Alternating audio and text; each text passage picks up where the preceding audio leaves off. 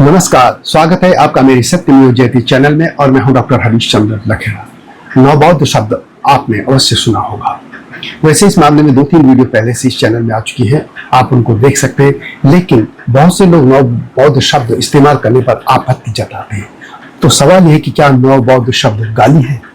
इसी बात का उत्तर मैं इस वीडियो में दूंगा। लेकिन जब तक मैं आगे बढ़ूं, आपसे अनुरोध है कि मेरे STV यानी सत्य न्यूज जयती चैनल को सब्सक्राइब अवश्य कर दीजिएगा, जिन्होंने अब तक ऐसा नहीं किया है या जो चैनल पर नए हैं।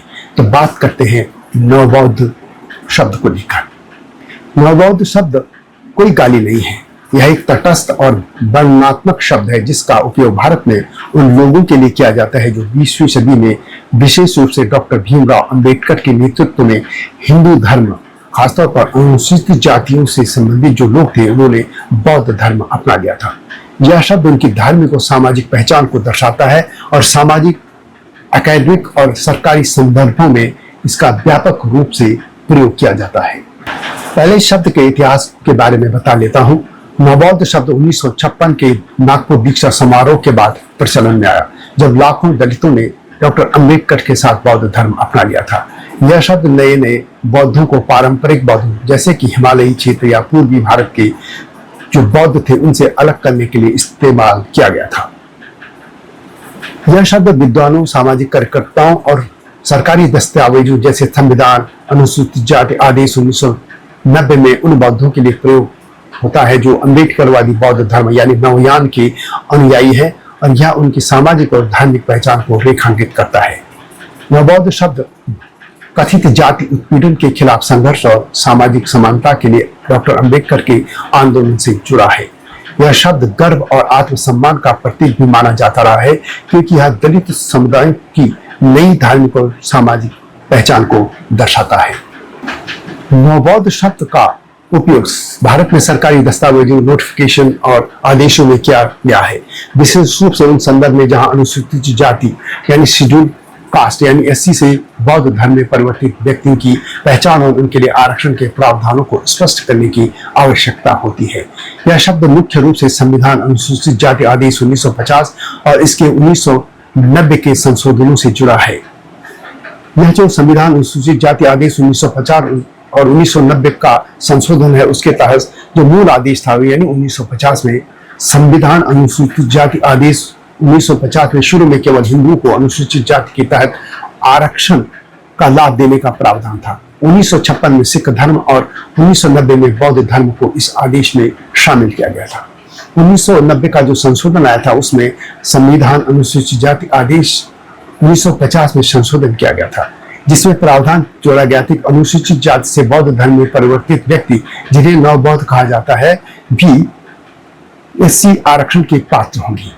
इस संशोधन में स्पष्ट रूप से नवबौद्ध शब्द का उपयोग किया गया ताकि इन परिवर्तित बौद्धों को पारंपरिक बौद्धों जैसे कि हिमालय क्षेत्रों या पूर्वी भारत के बौद्धों से अलग किया जा सके।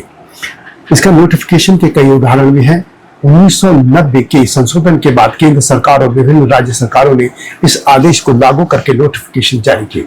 इन नोटिफिकेशनों में नवबौद्ध शब्द का उपयोग उन व्यक्तियों के लिए किया गया जो अनुसूचित जाति से बौद्ध धर्म में परिवर्तित थे और आरक्षण के पात्र हैं। उदाहरण के महाराष्ट्र सरकार के सामाजिक न्याय और विशेष सहायता विभाग ने ऐसे नोटिफिकेशन में इस शब्द का उपयोग किया था। इसी तरह जाति प्रमाण पत्र में भी यह शब्द प्रयोग में आता है। नवबौद्धों को अनुसूचित जाति के तहत आरक्षण प्राप्त करने के लिए जाति प्रमाण पत्र जारी किए जाते हैं।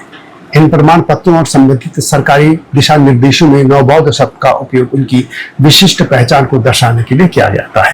उदाहरण के तौर पर महाराष्ट्र, उत्तर प्रदेश और अन्य राज्यों में SC प्रमाण पत्र जारी करने के दिशा निर्देशों में यह शब्द देखा जा सकता है। इसी तरह विभिन्न राज्यों में सामाजिक कल्याण या सामाजिक न्याय विभाग के दस्तावेजों में नवबौद्धों को SC श्रेणी के तहत लाभ प्रदान के लिए इस शब्द का उल्लेख होता है। यह विशेष रूप से उन नीतियों में देखा जाता है जो डॉक्टर भीमराव अंबेडकर के 1956 के दीक्षा समारोह के बाद बौद्ध धर्म अपनाने वाले दलित समुदायों जैसे कि महार से संबंधित है। भारतीय जनगणना और सामाजिक आर्थिक सर्वेक्षणों में भी नवबौद्धों को एक अलग श्रेणी के रूप में उल्लेखित किया जाता है ताकि उनकी सामाजिक और आर्थिक स्थिति का आकलन किया जा सके।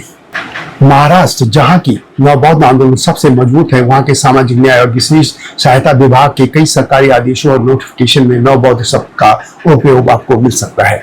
उदाहरण के लिए अनुसूचित जाति के लिए आरक्षण नीतियों और जाति प्रमाण पत्र जारी करने के दिशा निर्देशों में यह शब्द आम है। इसी तरह केंद्र सरकार के सामाजिक न्याय और अधिकारिता मंत्रालय ने 1990 के संशोधन के बाद विभिन्न परिपत्रों और दिशा निर्देशों में नवबौद्धों को एससी आरक्षण के दायरे में लाने के लिए शब्द का प्रयोग किया है। इसी तरह न्यायिक संदर्भ में हम देखें तो सुप्रीम कोर्ट और हाईकोर्ट के कुछ फैसलों में भी नवबौद्ध शब्द का उपयोग मिलता है, विशेष रूप से उन मामलों में जहां एससी आरक्षण की पात्रता के मुद्दे चर्चा में आए थे।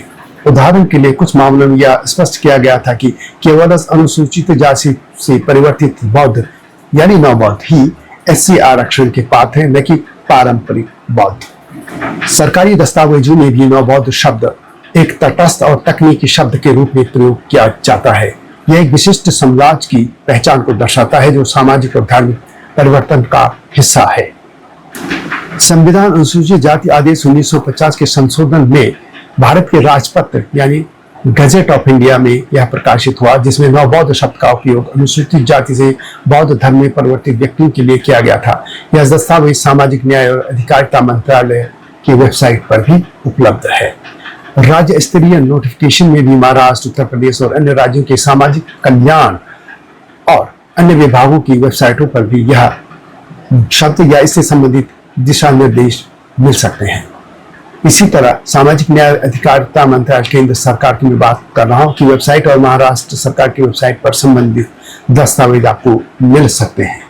अंत में यही कहना चाहूंगा कि नवबौद्ध शब्द का उपयोग सरकारी नोटिफिकेशन और आदेशों में किया गया है, विशेष रूप से संविधान अनुसूचित जाति आदेश 1950 के 1990 के संशोधन और संबंधित राज्य स्तरीय दिशा निर्देशों में। यह शब्द अनुसूचित जाति से बौद्ध धर्म में परिवर्तित दलित जातियों की पहचान और उनके लिए आरक्षण के प्रावधान को स्पष्ट करने के लिए इस्तेमाल होता है। यह एक औपचारिक और तटस्थ शब्द है जो कि अपमानजनक नहीं और सरकारी संदर्भों में व्यापक रूप से स्वीकार्य है। यह मैं इसलिए कह रहा हूं कि एक किसी सज्जन ने मेरी एक वीडियो पर कमेंट किया था कि हम बौद्ध हैं, नवबौद्ध नहीं, हमें नवबौद्ध मत कहिए।